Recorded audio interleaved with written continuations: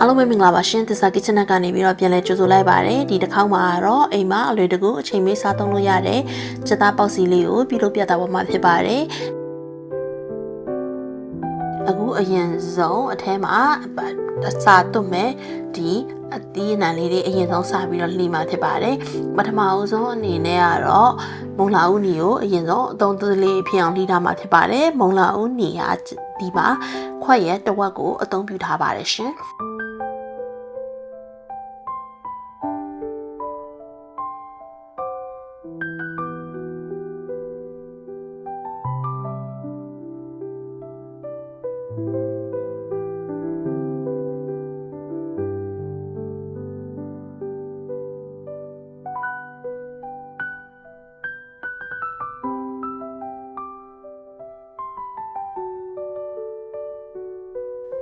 မုံလာဦးနေလှီးပြီးွားတဲ့အခါကျရင်တော့နောက်ထပ်လှီမှာတော့ကျွတ်သွမိတ်ဖြစ်ပါတယ်ကျွတ်သွမိတ်ကအပင်လေးတစ်ပင်ကိုလှီထားမှာဖြစ်ပါတယ်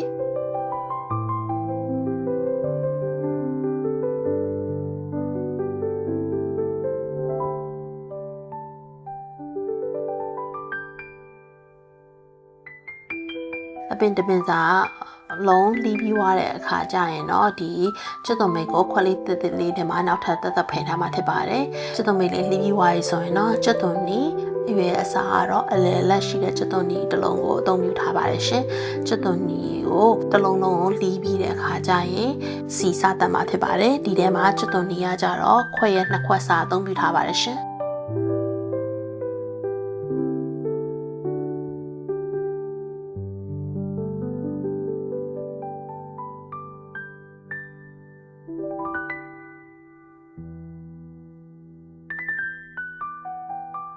ကျွတ်သွနီလှီးပြီးွားရဆိုရင်တော့မီးလည်းအလယ်အလတ်ရှိတဲ့အိုးပေါ်မှာစားပါတယ်ထောဘက်ကကြတော့ဓမင်စာလုံးတစ်စုံစာအသုံးပြုထားပါတယ်ရှင်ပြီးရင်ခုနကလှီးထားတဲ့ကျွတ်သွနီနဲ့မုံလာဦးနီကိုထည့်ပြီးတော့စပြီးတော့စီးသက်မှာဖြစ်ပါတယ်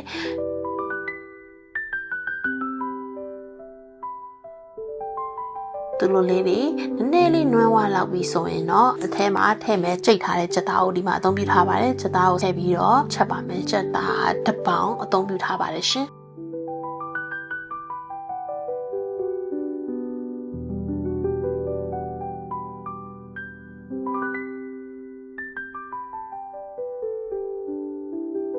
ကြက်သားလေးနဲ့နည်းနည်းလေးကျက်လာပြီဆိုရင်တော့အထဲမှာထည့်ဖို့ကပထမအဆုံးအနေနဲ့ငရုတ်ကောင်းကိုလက်ဖက်ရည်စွန်းတစ်စုံအသုံးပြုထားပါတယ်ပြီးရင်တော့ငံပြာရည်အနောက်လက်ဖက်ရည်စွန်းတစ်ဝက်ငံပြာရည်အကြီးဖက်ရည်စွန်းတစ်ဝက်နောက်ပြီးတဲ့အခါကျရင်ထမင်းချက်ရင်ထည့်တဲ့အဝိုင်းအနီကထမင်းစားစွန်းတစ်စုံထည့်ပါမယ်ခရူးစီကလည်းထမင်းစားစွန်းနှစ်စုံထည့်ပါမယ်အကုန်လုံးထည့်ပြီးတော့အားလုံးကိုသမအောင်မှွေပေးရမှာဖြစ်ပါတယ်ရှင်မှွေပေးပြီးရင်တော့အကုန်လုံးကိုရေခမ်းတဲ့အထိချက်ပေးရမှာဖြစ်ပါတယ်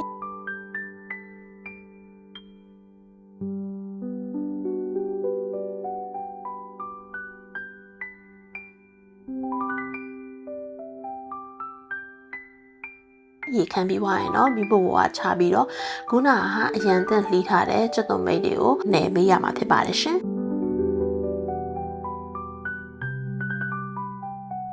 ခုအားလုံးပြီးပြီဆိုရင်တော့ပေါက်စီစလုံးမှာဖြစ်ပါတယ်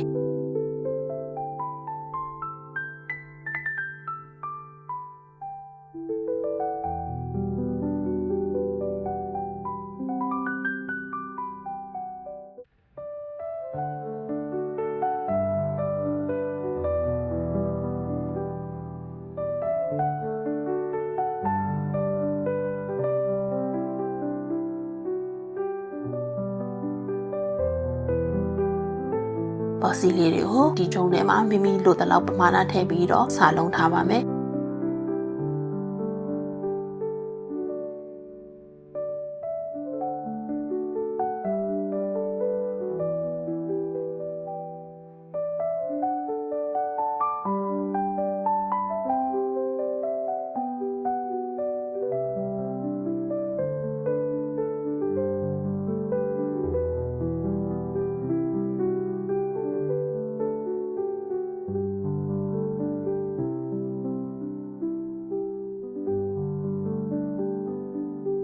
ပေါက်စီးလေးလုံးပြီးသွားတဲ့အခါကျရင်တော့ကျမတို့ဒီအိုးထဲမှာထည့်ပြီးတော့စပြီးတော့ပေါင်းမှာဖြစ်ပါတယ်ရှင်မိဖို့ပေါ်မှာပေါင်းပြီးတော့အခါကျရင်ကြက်ပြီးဆိုရင်မိဖို့ပေါ်ကနေချပါမယ်မိဖို့ပေါ်ကကြက်မကြက်ကိုတီးကျင်တယ်ဆိုရင်တော့တောချတုထန်လေးထိုးပြီးတော့စမ်းကြည့်တဲ့အခါကျရင်တောချတုထန်မှာဘာမှမပြန်ပြီးတော့မကတ်ဘူးဆိုရင်တော့ပေါက်စီကြက်ပါပြီဖြစ်ပါတယ်ရှင်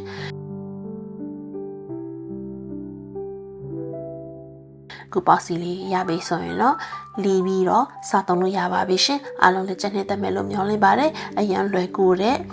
ပေါက်စီလုံးนี้ဖြစ်တာမလို့လိုက်လို့စားမယ်လို့လည်းယုံကြည်ပါရဲ့ရှင် Thank you for watching. I'll see you later.